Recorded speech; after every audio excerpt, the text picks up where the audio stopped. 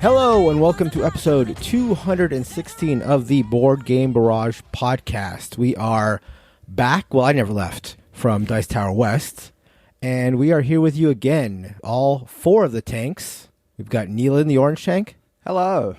We've got Kel in the red tank. Hello. I'm the green tank, and the cherry on top, Christina the blue tank. Hello. It's a blue cherry. It's a blue cherry. Oh, it's God. a blue raspberry soda cherry. That joke will make sense to two people listening to this podcast that aren't us. Okay. So that's good. First of all we have to do is ask the general audience what color an orangutan is, and then all point at Mark and say shame. They'll give the answers. The answers will probably be wrong once they actually look up what color an orangutan actually is. Yeah, but is it orangutan or orangutan? It's orangutan, right? Tan, yeah. Yeah. Really? Yeah. I like that little G at the end, though. Not like the juice? Not like the juice. Not like the juice. Maybe like that's what confused you, Kellen. Spray on tan. Well, no, but spell, whether it's orangutan or orangutan, I think we're missing the point here, which is that Mark thinks that it's brown. It is brown. I implore the listeners to look up an orangutan and see what color But it what actually about is. cartoon versions? If the clue had been cartoon orangutan, I would have said yes. Obviously orange. When somebody gives the clue orangutan, you think they're talking about a real monkey or a cartoon? Oh, that was my fault. You're right. I assumed real, but I should have thought cartoon. That's good point. I'm now worried that they're going to think I'm dumber than you, Mark. Is it dumber? You're to now not worried about know that? How to spell orangutan? Well, Mark asked the question, to be fair. So I think he's I unsure about both, Neelan? Implying. I think I you're asked both the question as dumb saying, as each other. I asked the question saying it's orangutan, isn't it? I feel like there was an implied. I also think there's a G at the end. That was not an implication. That is an implication that you put on. I think Christine and I are the only smarties here. I will say that even though that the real guys have brown hair or fur, it's probably hair, not fur. Don't. Huh? Oh, there. Do you think? I was just going to say it's like a reddish brown. It's like it has a nice. Oh, reddish but it's not hue to orange, it. is it? It's Well, clearly I think orange. in the sunlight, if you catch them on a good day, I think they might be orange. When their hair is especially lustrous. Yeah, exactly. Right. I think so. Anyways, maybe you're just looking at the wrong images on the wrong days. You know what I mean? Uh-huh. I was looking at a sample that encompassed the general population of orangutans on the internet. Anyhow, you are listening to four tanks simultaneously talking about orangutans, but we're also going to be simultaneously talking about simultaneous play. So games that feature play where you are doing something all at once. Everybody at the table is doing some sort of action, either an action selection or playing cards or something, where you all do your actions at once, the pros, the cons, some of our favorite games that do it. And that'll be coming up. And the twist is that the way we're doing that segment is that we're all actually speaking at the same time. Right. So the way I'm going to edit this podcast is that there are going to be four separate channels. So if you play it to your left upper, you'll hear Kellen. Left lower will be Christina, and so on and so forth. Good luck. Yes, exactly. But before we go into simultaneous play, we're going to be talking one by one about the games that we played at Dice Tower West, which include Bear Raid, that Kellen is going to bring us. Christina is going to add a little spice with the unheralded or underheralded Loco by Reiner Knizia. I'll follow it up with Imperium, the Contention. And finally, Anilan will close us out by talking about the latest implementation of the classic Libertalia, Stonemeyer's Libertalia, The Winds of Galecrest. Kellen, take us on a Bear Raid. We're still looking at pictures of monkeys right now. Orangutans. There are some pretty orange boys in here. We had a chance to try a Bear Raid. Actually, I had a chance to play it a few different times at Dice Tower West. Bear Raid is a stock manipulation game from Ryan Courtney, the maker of Pipeline, from the artist Nick Nazzaro, and from the perhaps worst named publisher BoardGameTables.com, who kindly sent this to us as a review copy. Thank you, BoardGameTables.com. Bear Raid is part of the discussion is actually around game length. It is a 1 to 2 hour stock manipulation game where you are buying and shorting shares of fictional companies like Banana, which is not Apple, and GameStart, which is not GameStop, and Nile, which is not Amazon, even though the logos and colors and other artsy bits would have you believe otherwise. Edison, I think, is the Tesla joke. So in Bear Raid, you basically have 4 actions. That is buy stocks, short stocks, manipulate dice, or manipulate dice in a different way. And in Bear Raid, depending on the player count, there is a certain amount of event cards attached to each stock, and you will go through each event card, each round per event card, and then at the end of the game, you will multiply out how many shares that you have in the companies by their current value, and then subtract how much you have shorted shares of other companies by their value and get your final score. The very first thing, this looks amazing on the table. It is bitty, it is everywhere. It is colorful. It is very fun. I am very excited to show this to people, and I did throughout the convention.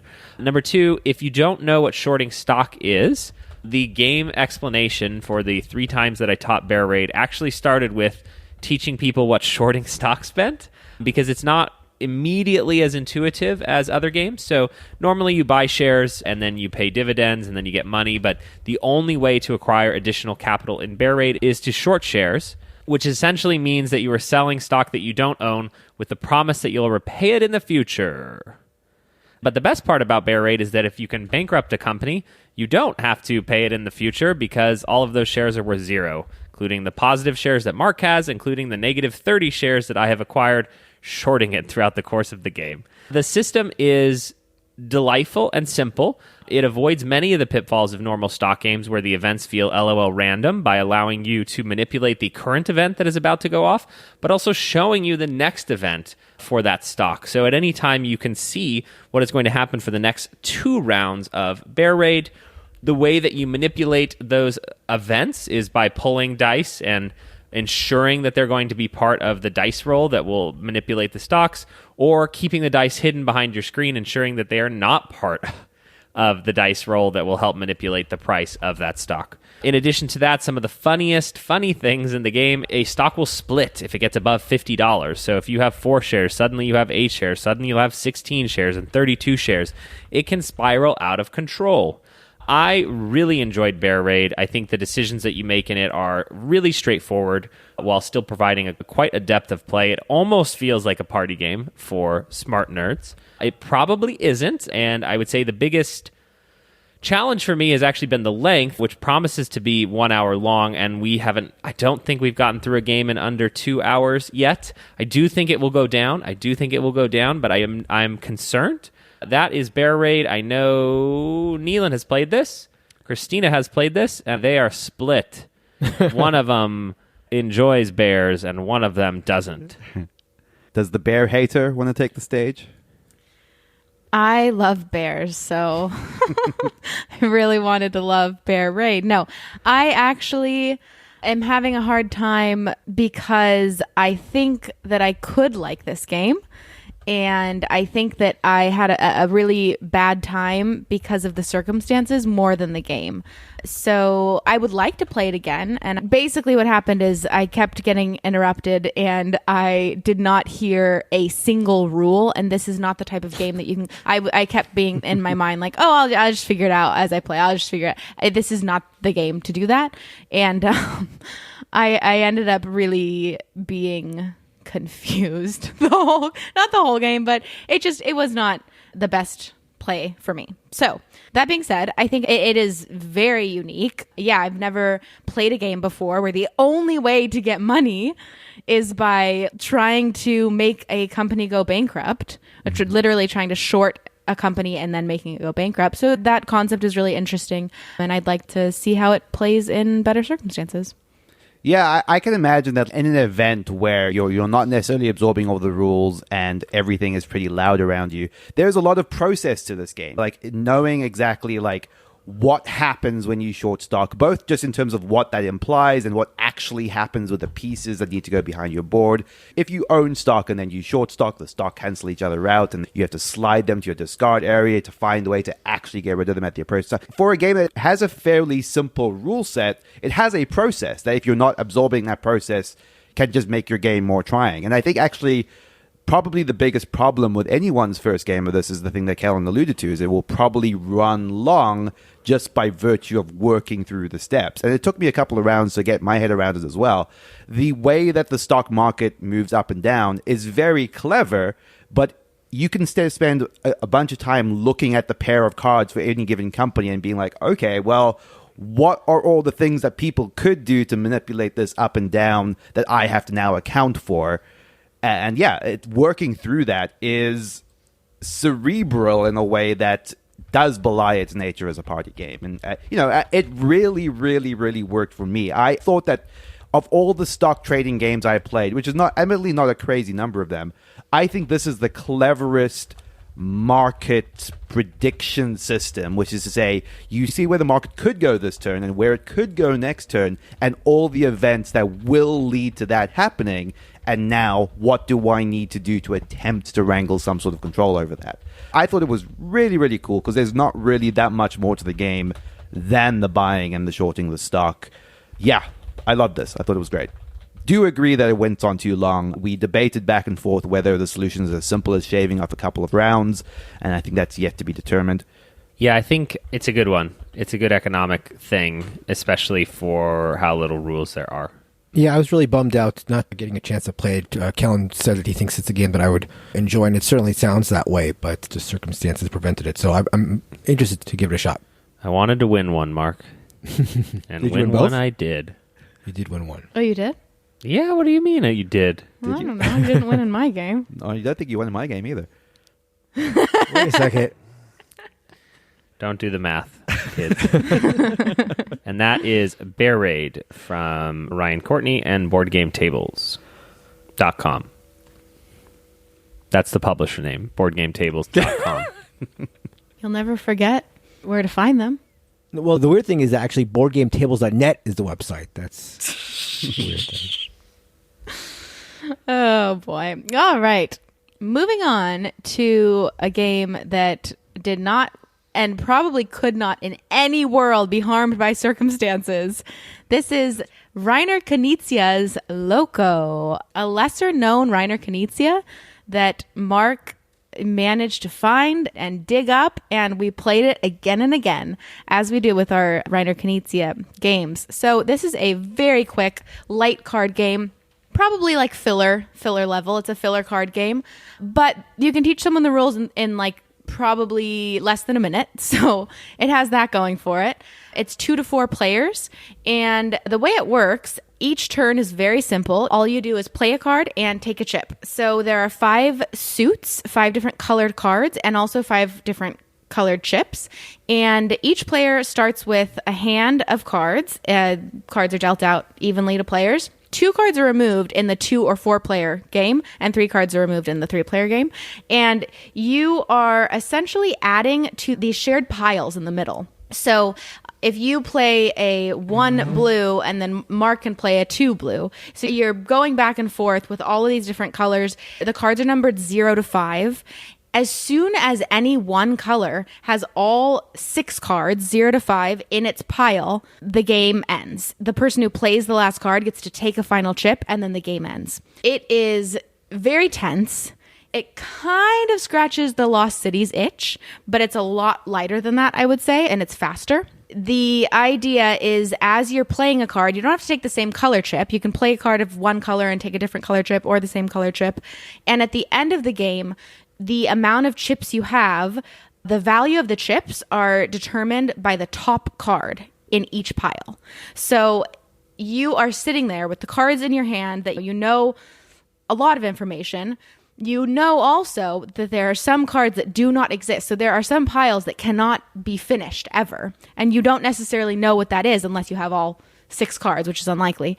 And then it's really, especially in the 2-player version, which is my favorite player count, you're really just going back and forth on this. It's like a timing game. It's like a, when do I play the card that will make sure that this pile ends with a 5 on top, or this other pile ends with a 1 on top, or a 0 on top.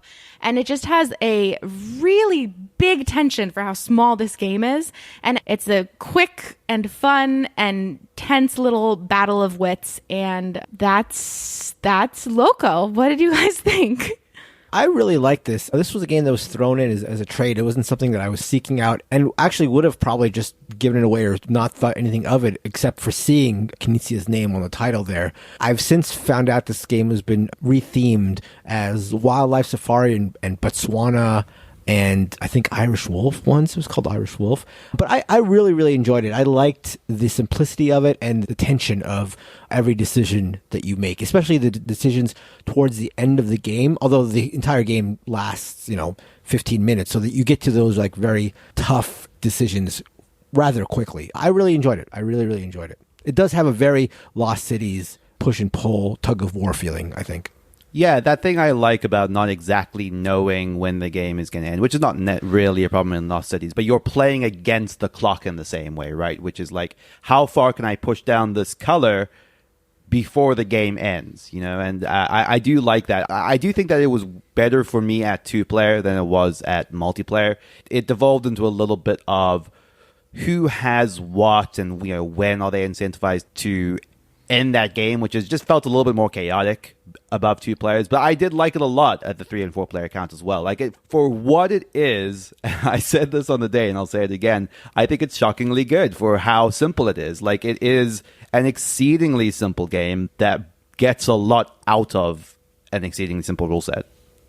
Yeah, I was playing this with one of our listeners, and he said that it struck him as a game that he could bring to his family, who are completely non-gamers, but who play a lot of traditional card games, and that teaching them would be super, super simple, and he was really interested in trying that out. I did discover something in looking at the rules, which you did not explain, Mark, which is really, really important, that immediately when you play a Loco card, you should shout Loco, and if you forget to do this, you do not take a marker.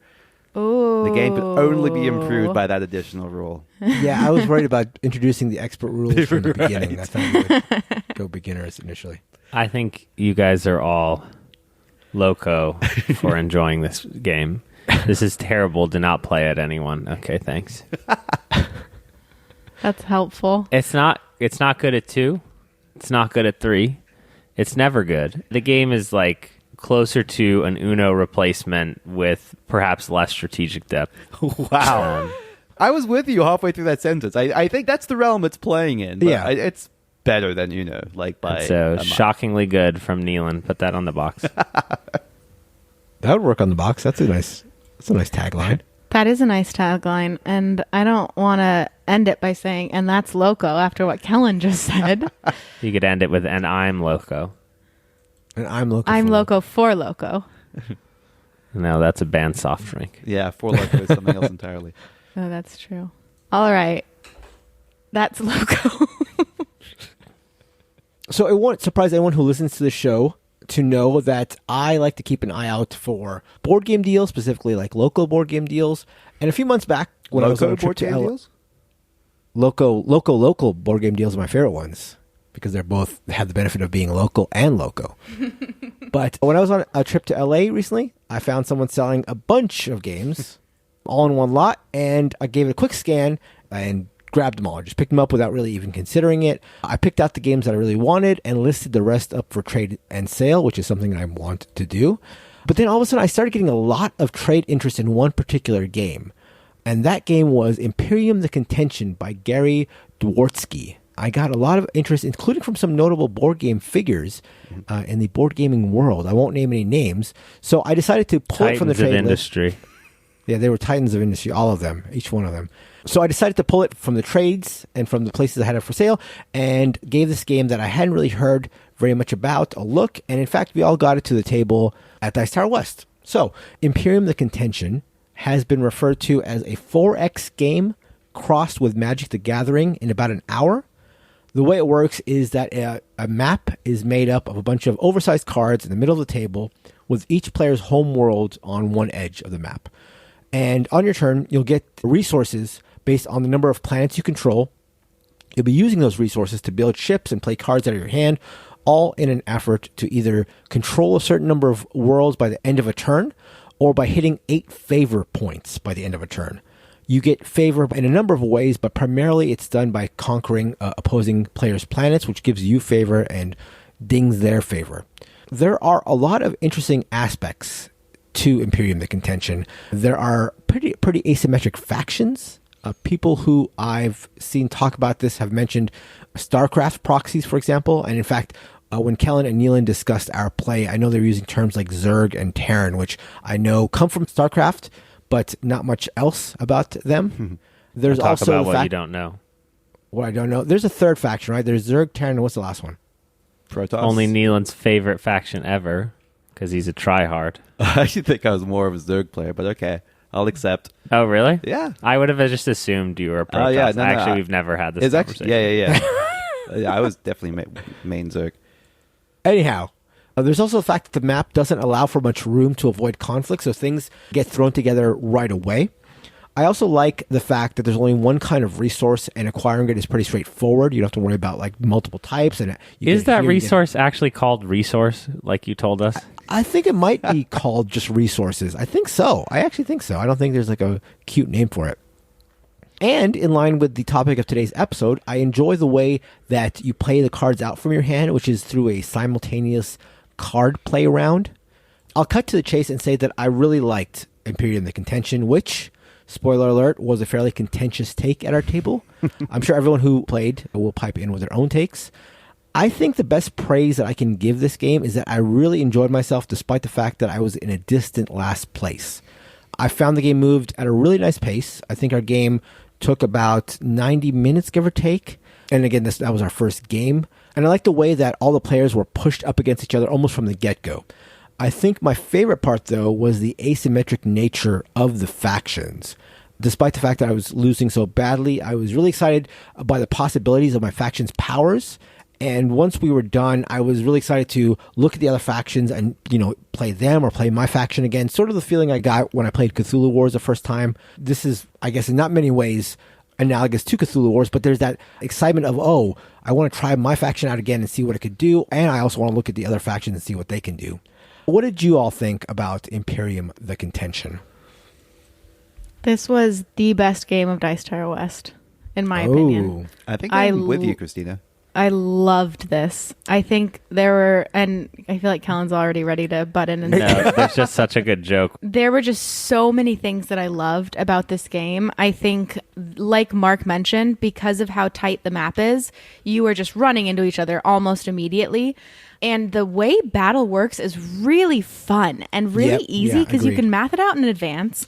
You have a chance, because of the card system that Mark was talking about, you have a chance to respond to what somebody plays. So the card play round happens right before battle, but there is a move your ships round that happens before the card play round. And there are only specific places you can play your ships to. So you really have to plan things out at the very beginning of your turn, and you have to plan things in advance, turns ahead. Because if you're playing a card this turn that you want to use in battle this turn, it better have a pretty good power, because otherwise you're not going to be able to actually use it in a battle that is 3 spaces away if you're just playing it to your home planet or to another shipyard that still doesn't get you to the battle. So it has a really interesting cadence where you're really planning things out. You're trying to guess what people are doing. The asymmetric powers are really, really nice.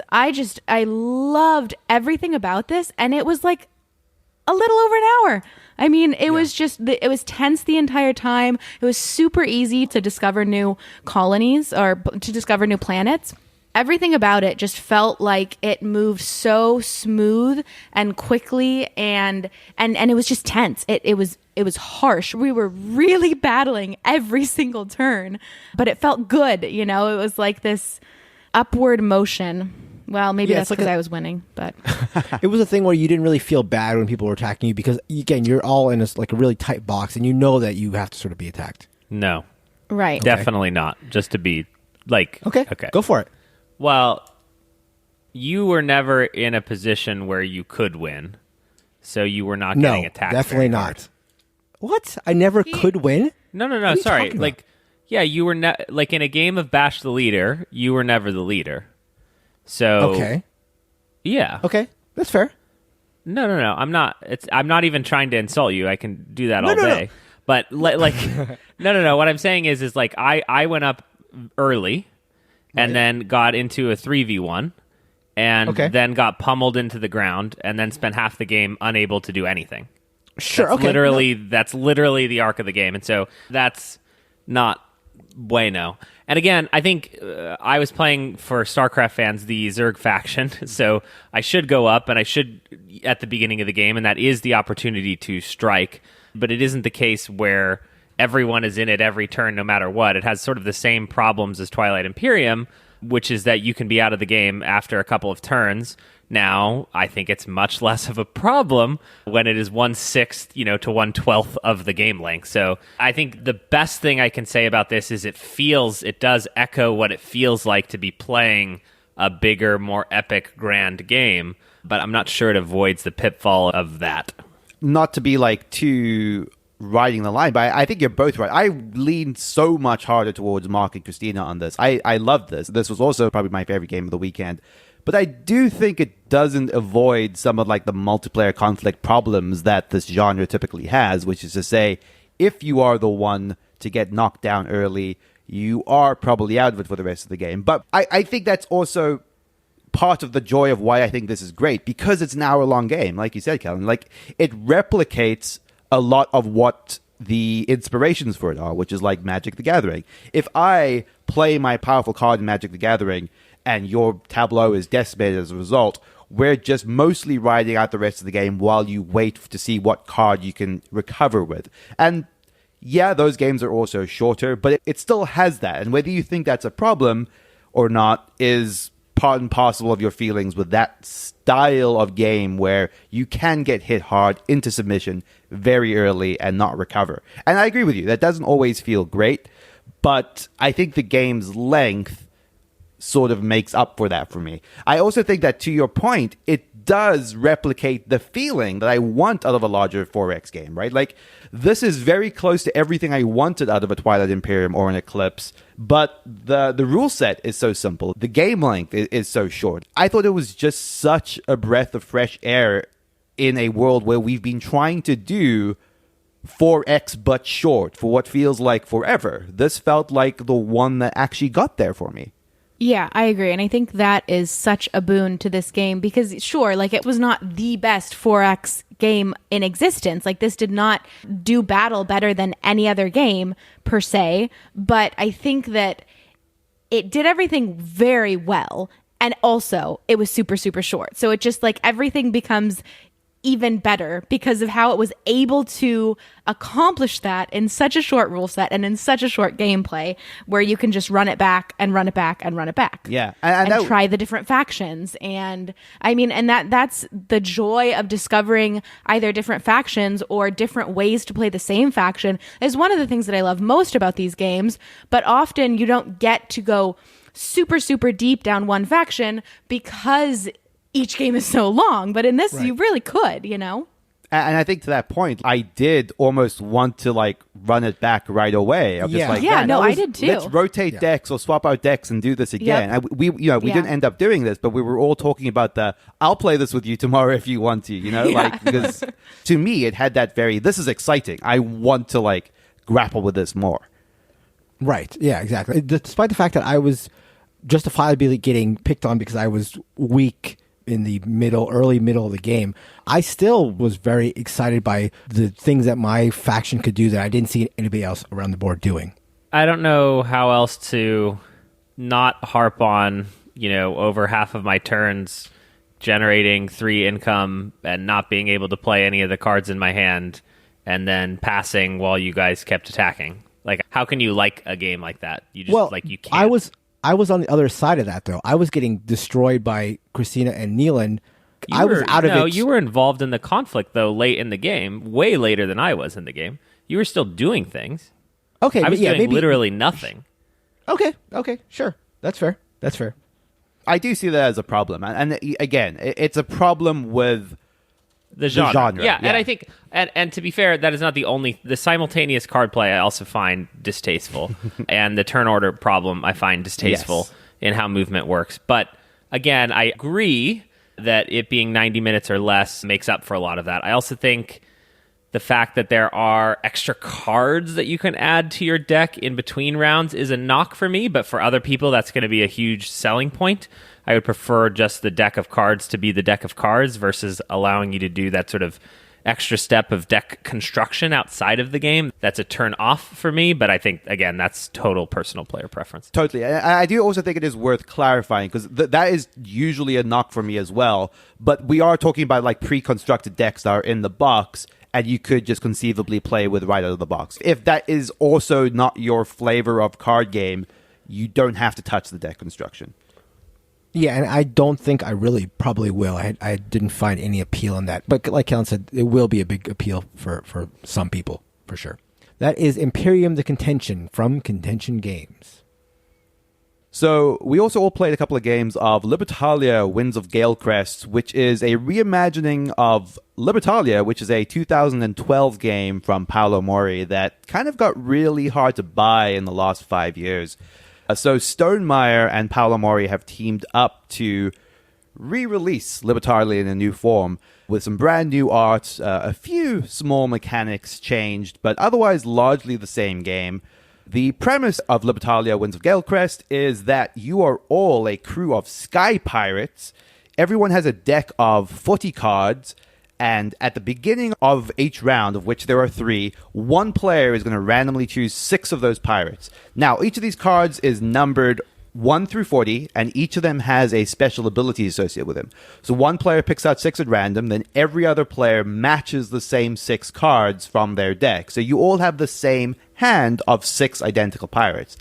Then, simultaneously, you're going to choose one of those cards in your hand, hold it face down, and then go 3, 2, 1, reveal, and we all see what pirate you've chosen for the current day. You lay them all out in numerical order, which determines 2 main things. First, the order in which their day abilities activate. So some of the pirates have abilities that activate in the first half of the day. Then, in reverse order, so starting with a pirate that is the highest rank, that pirate is going to choose one of the loot tiles that has been randomly chosen for the day.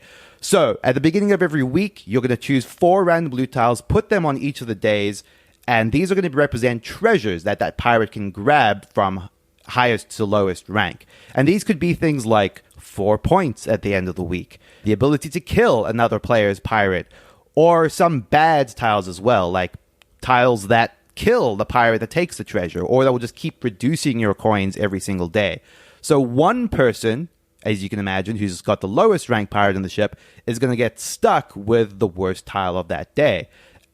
They also all have abilities that trigger during this loot selection phase, as well as abilities that trigger at the end of the round when they sort of come onto your ship. And then finally, some of them have abilities that trigger all the way at the end of the week, which is once you've gone through all 4 of the days. And that's the basic structure of one round of the game, 1 week. All of those pirates die, then you do the same thing. The first player draws another 6 pirates, everyone else matches them, and you continue. Where this gets really interesting in rounds 2 and 3 is everyone will have a couple of pirates left over from the previous day.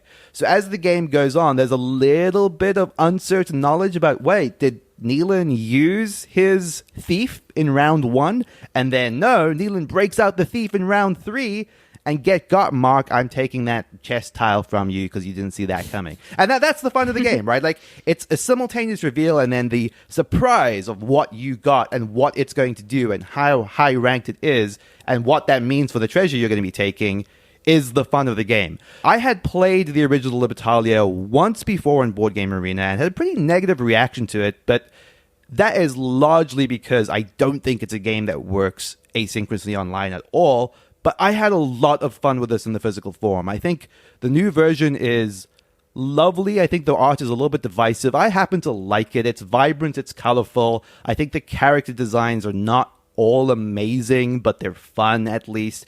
It's a looker. I mean, Stonemaier games always are. What did you? It's a looker if you are a furry. Perhaps. What did you guys think about Libertalia, Winds of Galecrest? That number 32 was quite the looker, said the furry. Also, Neelan, you mistakenly said that the pirates die, but actually they're being sent on PTO is what we decided. Got it. You put them in like this card that looks like a graveyard, so we were coming up with reasons that it wasn't a graveyard and it was actually their vacation time. It's a little bit morbid as written, we found. It's been a while since I played the original Libertalia. I remember enjoying it, and I enjoyed this as well. I think that you sort of have to go in realizing that while there are obviously like strategic choices to make, or choices to make, maybe a way to better put it, there is a little bit of who knows what's going to happen. You can sort of have an idea about what your opponents are going to select based on the fact that you theoretically know all the cards in their hand. But there is also a double think, triple think, to the point where it's a little bit approaching randomness there. So as long as you take that on board, as long as you realize that's the sort of game you're playing, then I think you will have a good time. Yeah, I agree. And I really, really enjoyed this. I didn't do very well, but I just had so much fun with that double think and triple think. Sure. It was the type of game where even when Kellen plays the brute and I'm highest on the reputation track, and so even though multiple people played the best card, mine's the one that dies, normally I really get sad when something like that happens. But I was like laughing kind of, because it's just like, oh, Kellen played as brute, of course. And it's kind of just this fun, playful. I do think the visuals kind of add to that, because, and for what it's worth, I looked at them and I just thought they were like cute little animals. So anyways. Oh, you didn't know they were sky pirates? What do you mean? I rest my case. Well, you said they were furries, so I was trying to defend the art from just being cute little animals that were in, like, you know, pirate animals. And not at all Anyways. sexy, right, Christina? Yes, thank you. Except for Neelan did call out that there was like a buff seagull or something, and I when he said that, I was like, what? And I looked, and I was just, I think you guys are just, you got your minds in the gutter. 'Cause That I don't. seagull was crazy swole. That was not just me. All right, well, I guess I just don't think of animals that way. It's fine. Fine if you do, fine if you don't. Right. I think, for whatever reason, the original Libertalia, I remember liking it, and I own it, and Winds of Galecrest, the not reprint, something about everyone has the same cards. The sort of decision space becomes, okay, if I'm the only smart person here, obviously this number is the right number to play. But since I'm playing with competent people, this is actually the best play, unless Neelan thinks that the best play, that I'm going to do that best play, so I'm going to do this best play. And then it kind of feels sometimes like an LOL random, flip the card. And I'm not sure that it was as satisfying as I remembered it from many years back. And that's not to say it's not good. I think it's very light and pleasant and fun and gets out of its way, and the game is ending quickly. But I just wonder if it actually would be served best as like a $15 all card game, as opposed to sort of this production, which is a very lovely production and with a great price point for what you get. But even still, I don't know. I'm less sold on Libertalia as a concept after playing this new Winds of Galecrest. I do want to talk about one quick thing before we close out, which is something that Christina already alluded to, was one of the biggest changes. If you have played Libertalia in the past, I think the biggest thing that Winds of Galecrest changes is this addition of this reputation track. So what used to happen is the cards had arbitrary tiebreakers printed on them, but in the new version, you have this visible reputation track that you can manipulate, and a lot of the cards play into that.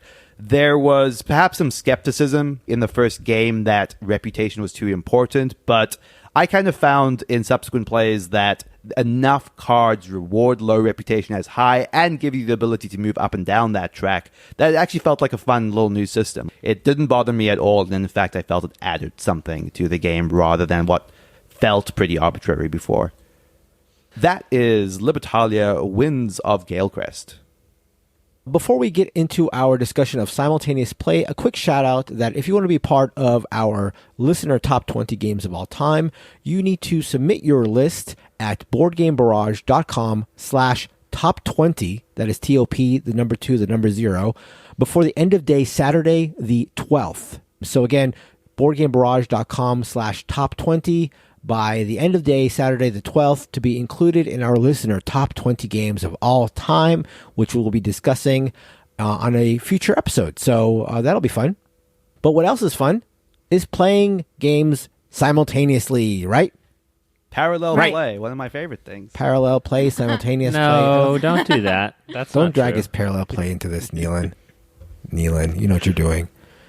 So for those who aren't familiar with the term, simultaneous play can come in a number of different forms, usually simultaneous action selection, which is something like, if you're familiar with the game Seven Wonders, which is not simultaneous action selection per se as much as it is simultaneous play. It's the idea that all players will do something, in some cases select a card of their hand or select a type of action to play, and then at the same time it's all revealed.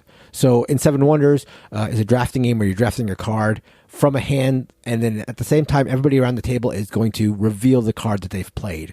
We've already mentioned a couple examples of these. In Libertalia, everybody is selecting a crew member to play. They all select one, and once everybody's selected one, they are revealed, and then they are evaluated. Same thing with one of the newer games out there, Nidavellir. You are all selecting a bidding chip, and you're placing them on the various lots of cards, and then they are simultaneously revealed, and everybody acquires the dwarf, in that case, to add to their tableau.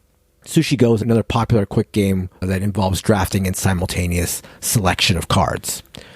What do you guys think about simultaneous play? What are some pros, I guess? Well, I think the obvious one that we will all agree on, and that has often been a theme of what we like in certain board games, is that simultaneous play really quickens the pace of a game. There's a lot less downtime. I think it can be very, maybe not frustrating, but it can be difficult if you're sitting there like so excited to take your turn and you're waiting for three other people, and it's just like, that's kind of a silly example, but No, it is I think that's fair. this sense that like everybody is having that excitement at the same time. Yeah, and in rapid succession, usually. Right. Yeah. And also it like avoids that problem sometimes of, okay, I could think about my turn, but I still have two more turns before the board state actually is relevant to me. Right, yeah. I think there is a distinction to be made between simultaneous, like, card drafting a la Blood Rage and simultaneous play, where you are actually, like, enacting something on the board, right? Because, yeah. well, we're supposed to be talking about the good things, eh? Because the bad feeling of simultaneous play is not feeling like there is counterplay to what's happening, and things are just sort of... It's like if you play a card and then I get to select a card from the 5 in my hand to play, there's a play and a counterplay. When we both play cards at the same time, it's a bit more, LOL random, like I described in Libertalia Winds of Galecrest. We had the misfortune of playing a game called the Kardashev Scale, which I currently believe is the worst game that has been published in the last 10 years. I'm actually not joking. This is a review Still a funny copy. thing to say. Yeah. So sorry about that, WizKid, but it's essentially a Splendor where you're playing rock, paper, scissors every turn to find out if you get to collect resources. So imagine playing a game of Splendor, but before you take your blue tokens, you have to say Mark and Neelan, 1, 2, 3, rock, paper, scissors, and then you collect resources. And it just feels so random as to not feel like a game anymore to me. Well, I mean, not so random is probably the wrong way. It just doesn't feel like there is any meaningful choice in what is happening. I kind of really soured on simultaneous play as a result of this convention through Kardashev Scale, through Libertalia, Winds of Galecrest, and through Imperium, the Contention. And it just felt sort of like a running thought that we were all discussing as the weekend went on. I get that. I think that a lot of times your chance to counterplay will come in the next card play, but I understand the argument. I think that's something that certainly was a quote-unquote issue with Libertalia, because there isn't really so much of a persistent board state between card plays. Then you can't really counter. You can do some things to sort of mitigate what's happened in the last play, but and like I'm thinking about games like Seven Wonders and in Sushi Go, where in Sushi Go, you see a player put down a pudding card. There's no way you could have sort of reacted to that play, but in the future, it sort of gears you to maybe play more pudding cards, which is a type of sushi or a type of card in Sushi Go that scores at the end of the game. So you can see, okay, this person is gearing up on this. I should now focus my attention on either matching them or abandoning that. So it depends on the game, but there can be a way to counter it. But again, it's very game dependent.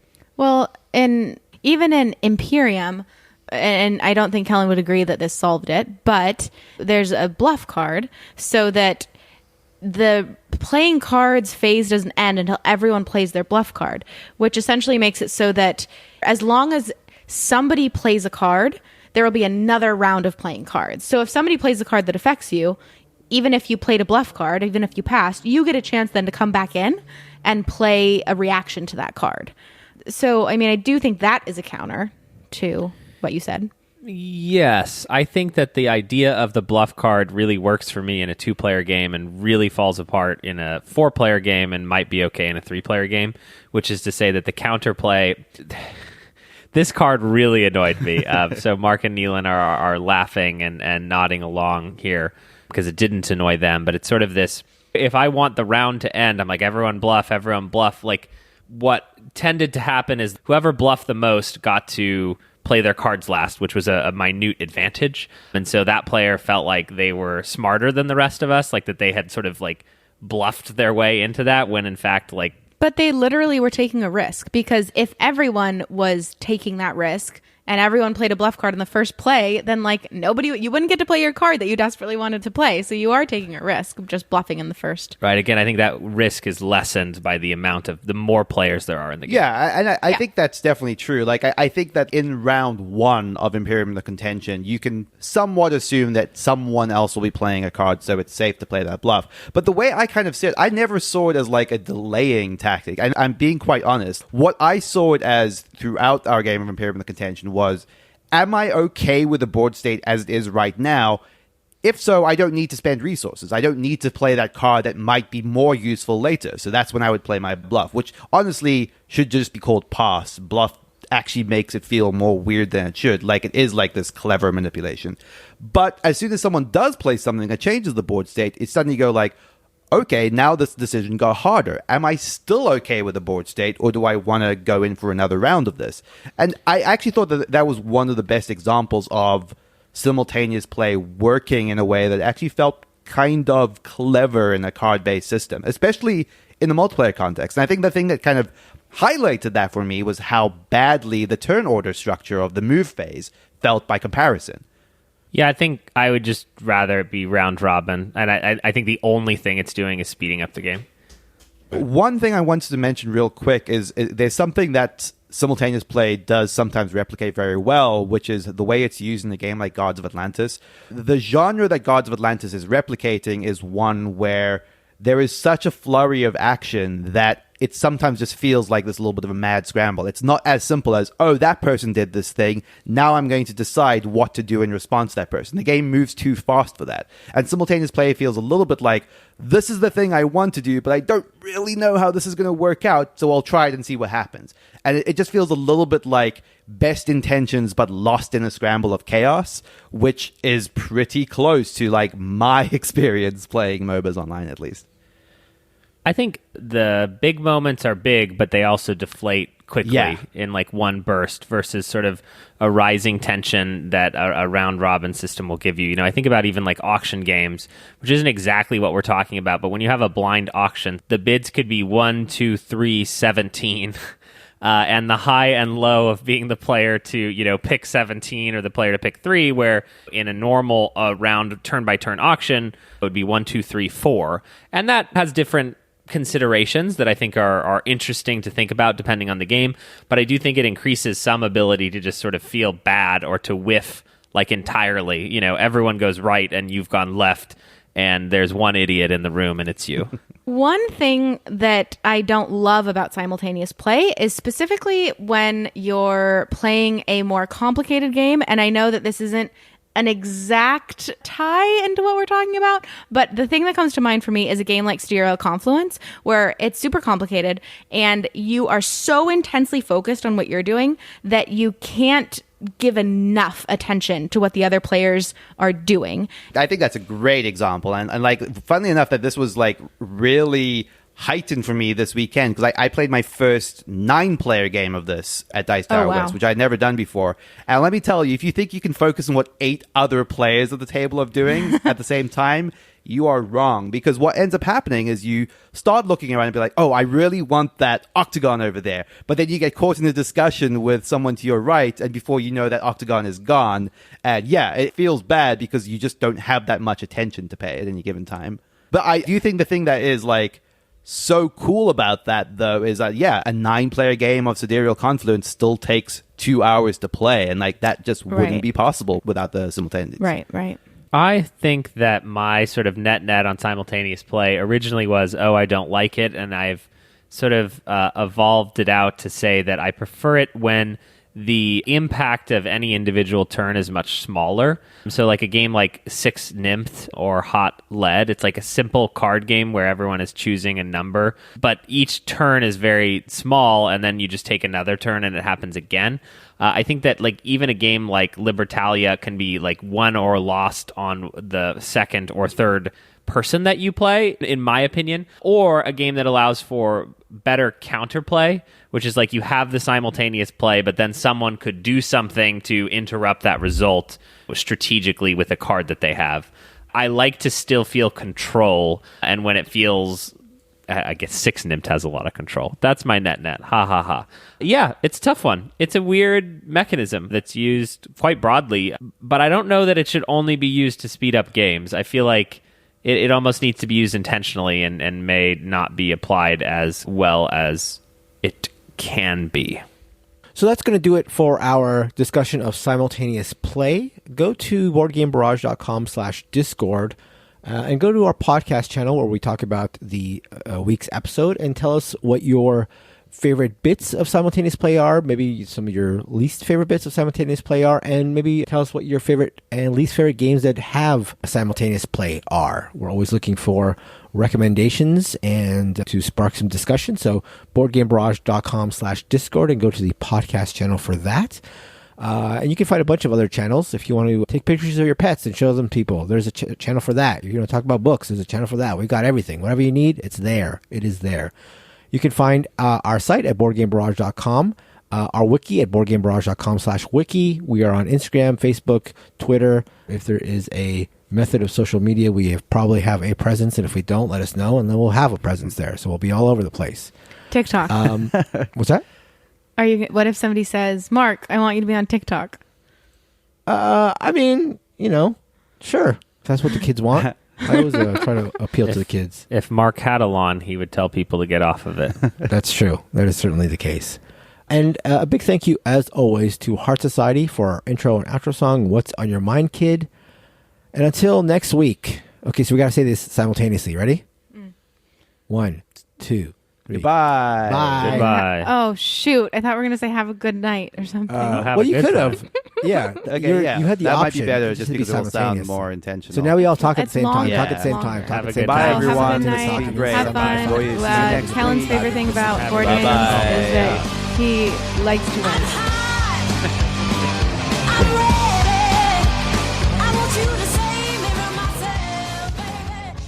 Capital in Bear Raid is to short shares. That's a tongue twister. Short shares. Never mind then. I was thinking of a different response, which Oh, okay. doesn't make any sense. You can just cut out my Sure. Okay. retort and Kellen saying, what? Well, I wasn't I trying know. to get you. I was trying to understand you. Okay. Well, and you were right. It didn't make any sense. So Well, you can keep that part in, Mark. Yeah, cut that, double it. you were right. Just you were right. Just sort of. You were right over and over. Yeah. I was right, now trying off to the record? reset while you just kept talking, all of you. No, that was the point. I mean, I didn't get it for like 5 Wait, seconds. what was the reset? Oh, we were gonna say have a good time. I thought we were all going to reset, and then you guys just kept, and Okay. I'm like, oh, now I get the bit. Okay, now we'll say have a good time. Yeah, 3, 2, 1. Have a good Have a time. good Have a good time. Goodbye. Wow, you guys. Okay, never mind.